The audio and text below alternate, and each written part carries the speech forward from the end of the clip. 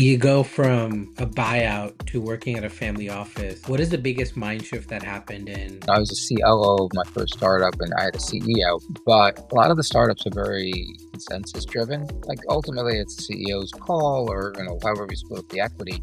But it tends to be very collaborative, especially if the team has made it as long as it has. It was in some ways, it was soul crushing. And in other ways, like I got to the whole different part of the ecosystem. Like I got to learn, this was horrible time to be in this position given what was going on in the world around me. But there's a whole secondary market for positions in LP positions, meaning as investors in the VC fund or private equity fund. You get a capital, you gotta pay, or default, they take it away from you. You get a distribution if you're lucky, but not in those economic environments. But it turns out I can take my commitment, and if I find someone, which is really hard to do because there's no market, but if I do, they can buy my position from me with the consent of the fund. I didn't even know that could